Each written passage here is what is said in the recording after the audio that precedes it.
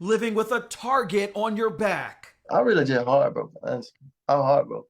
It's a growing reality for Black transgender women. 3 shot, 2 killed this year alone in Atlanta. Atlanta is getting out of hand. 3 since last year in Milwaukee. I want to live. The shocking numbers and what many of the suspects have in common. I'm Justin Carter. This is TSR Investigates.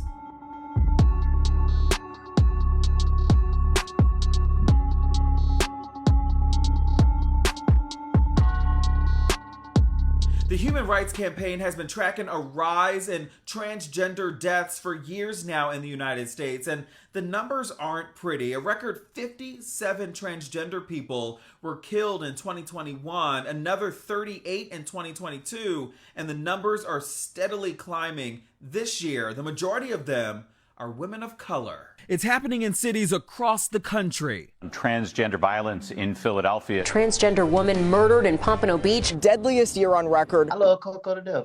Rashad Meadows still can't believe that his best friend Rashida Coco Williams is gone. April 18, 2023, he saw that she was trying to call him. He couldn't answer at the time. I would text her and I would call her. I called her probably like 20, 25 times. And I was like, damn, why she ain't answering the phone? She'd been shot and killed outside the Holmes shopping plaza in southwest Atlanta. Atlanta police releasing this surveillance video days later of a man in a red jersey they believe to be a person of interest. He later told them that she simply asked to borrow his phone charger at a nearby apartment building. Court records show that she left alone a short time later and then was shot multiple times. Police say the shooter was a different person, 17-year-old Jamarcus Jernigan, who was caught on surveillance video wearing this same hoodie seen here at a gas station across the street. All she cared about was family. Her sister Akia Williams says that Coco was a rising star, featured with other trans women in the Sundance Film Festival documentary Kokomo City, executive produced by Lena Waithe. Her music also set to be featured on Waithe's hit show The Chi on Showtime. I don't believe that she had a problem with anybody. Or if she did, she probably felt like she can handle it on her own. People who didn't know her would judge her, harass her, threaten her. It was the same story just 1 week earlier when friends of 37-year-old Ashley Burton was shot and killed outside of an apartment complex on Fairburn Road. Her killer is still at large.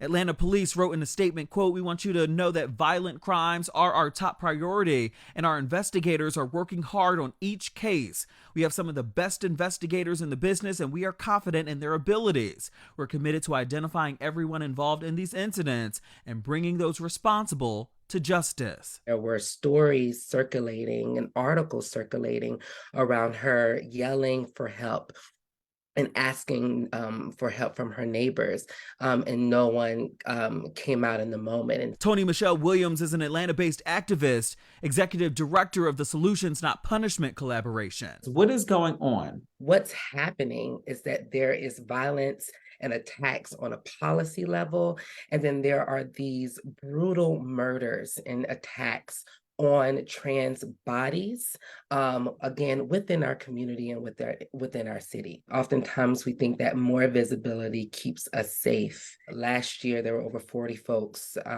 trans people who were murdered. This year, we're lurking in the high 20s. Milwaukee, Wisconsin has seen too a similar trend. 3 Black trans women killed there just in the last year, 6 shot overall. 31-year-old Cachet Henderson was shot and killed February 26 inside her Milwaukee home. It was then set on fire. This man, 33-year-old Cordell Howes, charged with her murder. Also, 28-year-old Brazil Johnson and 35-year-old Regina Allen were also killed months apart in separate shootings there. I think that there is just a lack of empathy across the board, including our elected officials. According to the ACLU, there's been a record number of anti-LGBTQ bills proposed across the United States this year, many of them targeting transgender or gender nonconforming people. Some of the bills limiting the ability to update gender information on government IDs, blocking access to medical care and weakening anti-discrimination laws. That there are, again, policies that have to protect us while we're out here in the streets, or out here being with family and being with friends. What would it look like for our communities to have more skill to interrupt that violence when it's happening, not just against trans people, but against Black people, even as we are experiencing violence at the hands of the police, right? And also Black women and Black youth. Atlanta and Milwaukee are not the only big cities impacted by this. These are some of the women that have died in 2023 so far. Taziah Woodland, St. Mary's County, Maryland in March. Zaki and Manawaho, Louisville, Kentucky in February. And in January, Maria Rivera, Houston, Texas. Unique Banks, Chicago, Illinois.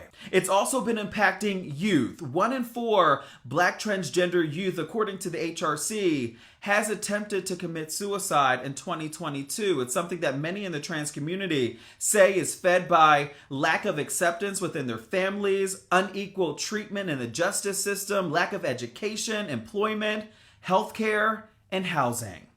For TSR Investigates,